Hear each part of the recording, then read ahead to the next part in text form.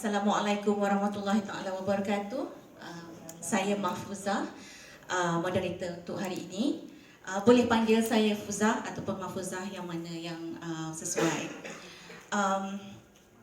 Untuk mencapai satu kejayaan perlu ada perjuangan, pengorbanan. Kata-kata ini memberitahu kita untuk berjaya sudah pasti asas kepada matlamat kejayaan itu adalah sebuah perjuangan. Dan dalam perjuangan itu memerlukan pengorbanan. Perbidalan menyebut yang bulat tidak akan datang bergolek dan yang pipih tidak akan datang melayang.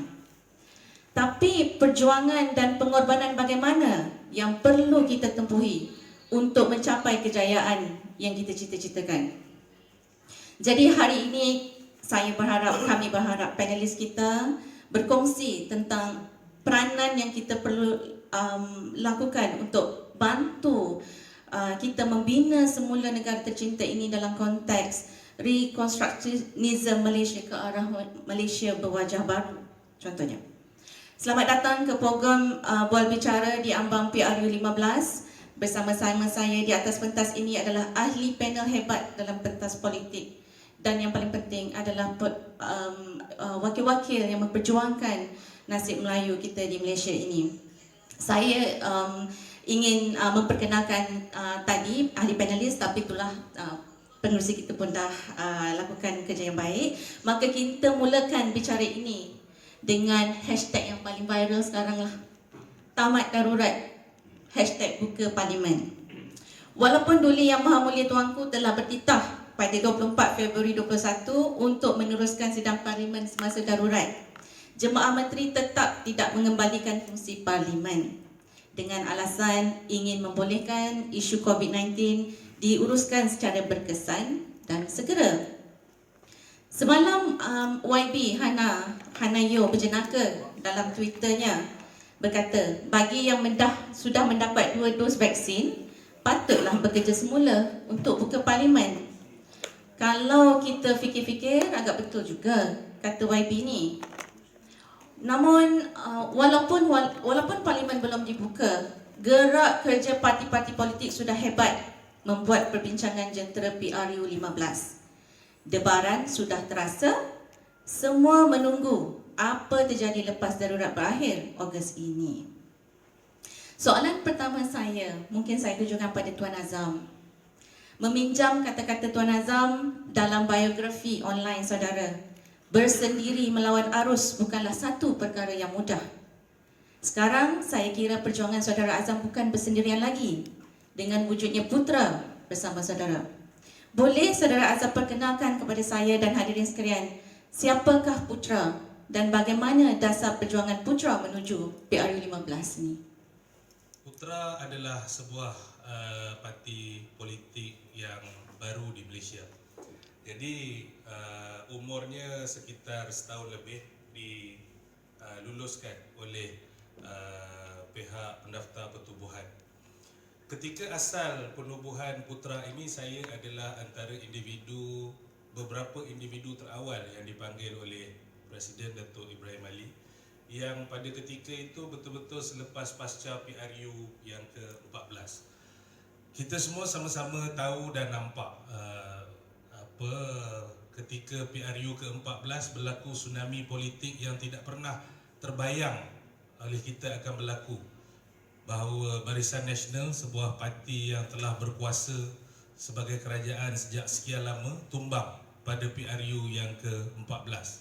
Pada ketika itu saya sendiri menyertai pesta demokrasi PRU ke-14 sebagai calon bebas di Parlimen Pandan, dan saya hanya mendapat 73 undi pada ketika itu.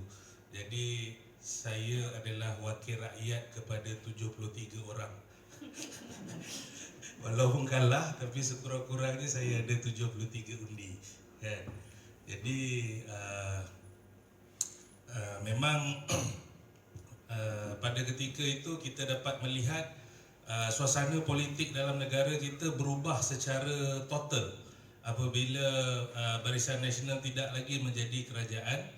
Kerajaan pada ketika itu dikuasai oleh satu perikatan politik yang dinamakan sebagai Pakatan Rakyat, yang kita semua sama-sama tahu.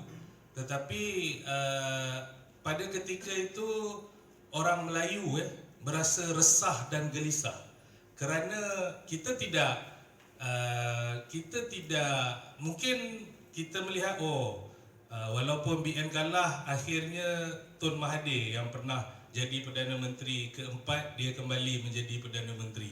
Jadi mungkinlah Tun akan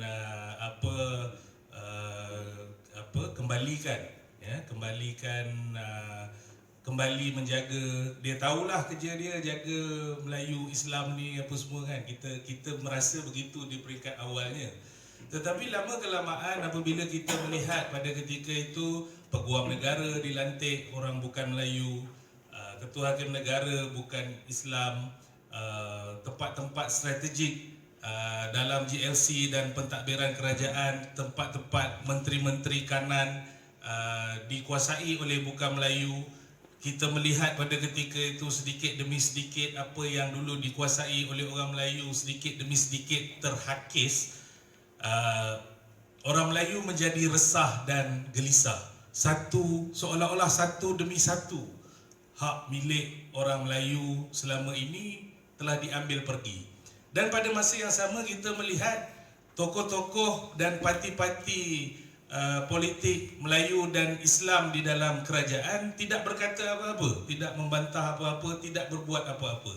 Jadi berlakunya keresahan dan kegelisahan di kalangan orang Melayu dan orang Islam apabila kita melihat parti-parti Melayu pula, UMNO pun pada ketika itu walaupun sebagai pembangkang, mereka pun tak tahu buat apa-apa. Sebab yang pertama, mereka tak biasa jadi pembangkang, mereka tak tahu kerja pembangkang. Dan yang kedua, mereka takut kalau mereka bersuara, file kes SPRM mereka pula akan dibuka. Jadi baik dia duduk diam-diam. Jadi di akhirnya orang Melayu, kemana orang Melayu nak pergi ni? Kemana orang Melayu nak pergi? Jadi atas inisiatif itulah Datuk Ibrahim Ali memanggil beberapa orang, dan saya antara yang terawal dipanggil oleh Datuk Ibrahim Ali untuk bertanya sama ada telah tiba masanya untuk kita mewujudkan sebuah parti politik sebagai satu kumpulan pendesak, sebagai satu kumpulan yang secara tegas ingin memperjuangkan dan mempertahankan hak-hak orang Melayu dan Islam di Malaysia.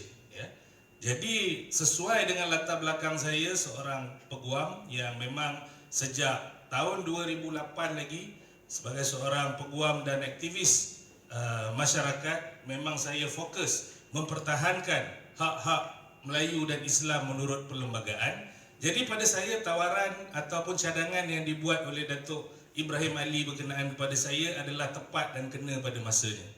Kerana saya sendiri tahu bahawa saya telah sekian lama, saudara YB Syed pun kenal saya, memang daripada dulu Lone Ranger lah saya, kesana kemari buat itu ini, tak ada apa-apa. Jadi saya sendiri merasakan cukuplah saya bergerak secara Lone Ranger, bergerak seorang macam John Wick. Jadi lagi baik saya menyertai satu jemaah yang memulakan satu jemaah dan satu gerakan yang boleh membawa bersama-sama hasrat dan aspirasi saya mempertahankan hak-hak Melayu dan Islam di dalam perlembagaan. Jadi di akhirnya inilah dia putra saya dilantik dan dipilih baru-baru ini dalam AGM sebab mengekalkan sebagai naib presiden putra. Dan insya-Allah putra, kalau soalan moderator tadi, memang sebuah parti yang baru, tetapi cita-cita, hasrat dan aspirasi kita adalah suatu yang bukan ganjil dan pelik. Kita serius akan mempertahankan Melayu dan Islam. Kita tidak apologetik. Saya turut menekankan konsep kita orang Melayu ini perlu menjadi resis. Kita perlu bangga menjadi resis. Kita adalah resis berperlembagaan.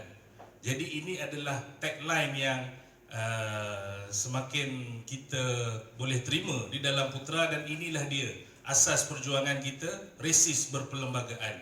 Kenapa resis berperlembagaan? Kerana sebelum ni orang kata Melayu resis, kita bukan resis, kita tak. Kita jangan lagi apologetik. Kita mahu apabila bukan Melayu kata kamu resis. Ya, aku resis, kamu pun resis. Betul? So what? Kan? So, tapi resis kita resis yang ada had, batasan dan kawalannya lah. Iaitu setakat mana yang dibenarkan di dalam perlembagaan. Itu je yang kita nak pertahankan. Kita tidak meminta lebih daripada apa yang sepatutnya menjadi hak kita selama merdeka. Jadi itulah yang kita akan pertahankan, itulah dia dasar perjuangan Putra ini, dan inilah dia modal yang Putra akan bawa di dalam PRU ke-15 yang akan datang. #Resis berperlembagaan. Terima kasih. Terima kasih Tuan Azam. Sejauh mana, pada pendapat personal Tuan Azam, sejauh mana Melayu sendiri faham resis itu? Sebab bila dengar resis je kita dah jadi macam resis. Ya, memang konsep ini konsep baru. Betul. Yang kita memakan masa lah. In fact, di dalam sesama putra pun ada yang boleh terima, ada yang masih ragu-ragu lagi untuk membawa konsep ini. Tapi tak mengapa, masa akan menentukan nanti bagaimana kita akan membawa dengan baik konsep resis berperlembagaan ini, kerana kita perlu jadi sedikit berbeza lah. Saya saja nak cucuk kawan saya 2 orang lagi ni. Sebab saya rasa tidak ada mana-mana parti politik di Malaysia ini selain daripada Putra yang berani openly mengaku diri mereka resis. So pada saya, baik Putra main kat resis itu, parti lain saya tak tahulah apa alasan mereka kan, tapi Putra kita go all out. Yes, kami resis, so what? Tapi mengikut perlembagaan. Tapi mengikut perlembagaan lah. Terima kasih Tuan Azam. Tuan Azam, mungkin ada sedikit nak komen statement daripada YB tadi. Maksudnya, kalau kita sentiasa berpecah undi, bila Putra nak jadi abang besar, bolehkah Putra menjadi abang besar untuk menyatukan peacemaker or game changer dalam pilihan raya PRU 15 ni? Ataupun mungkinkah ada satu persoalan yang kita boleh tanya, adakah orang Melayu itu sendiri sebenarnya yang perlu kita ubah mentalitinya? Yang kita ada sekarang adalah daripada pihak atasan yang cuba untuk membuat perubahan, tapi orang Melayu sendiri, adakah dia bersedia untuk menerima, menukar untuk menerima pembaruan dalam PRU 15? Okey, sebelum saya jawab soalan yang itu, saya nak respon tadi YB Syed Rosli kata idola saya Dr. Mahathir.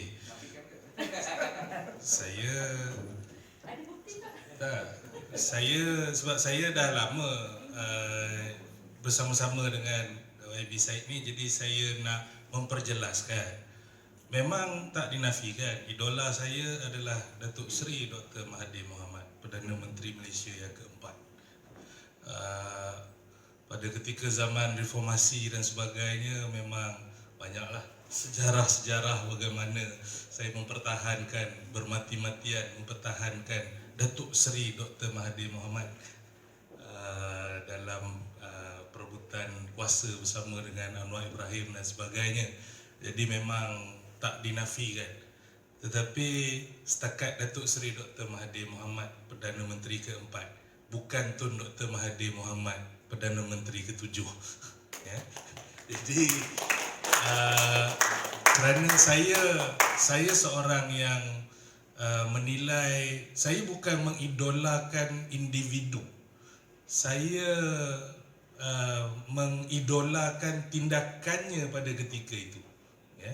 Tindakan Dr. Mahathir pada ketika beliau menjadi Perdana Menteri keempat, ketika beliau menghadapi gelombang reformasi tahun 98 yang saya menyertainya bersama-sama, memang saya 100% mempertahankan Dr. Mahathir Mohamad. Senang cerita, memang saya pun tahu pada ketika itu memang saya di barisan hadapan di dalam tenaga penggerak Biro Tata Negara mempertahankan Dr. Mahathir Mohamad, dihantar ke sana kemari untuk mempertahankan idealisme pemikiran dan corak pentadbiran Dr. Mahathir Mohamad pada ketika itu. Tetapi apabila saya melihat pada ketika Tun menjadi Perdana Menteri ke-7, berlaku banyak perubahan sikap beliau. Apa yang dulu dia cakap macam ni, sekarang dia dah lari dia punya cara cakap. Jadi itu menyebabkan sedikit demi sedikit saya terpaksa melarikan rasa sayang dan hormat saya, ya. Menarik sokongan lah. Jadi itu saja saya nak jelaskan, ya. Jadi bermaksud sayang kita, hormat kita pada seseorang itu janganlah membuta tuli. Pada setiap masa dia buat benda betul pun kita sokong, dia buat benda tak betul pun kita sokong, tak boleh, ya. Pada saya lah, saya tak kata dia macam mana, saya tak tahu sebab apa, tapi pada saya lah, kita ni semua kalau betul kita sokong sebab dia betul, kalau tak betul kita kena cakap dia apa yang tindakan yang dia buat tu tidak betul.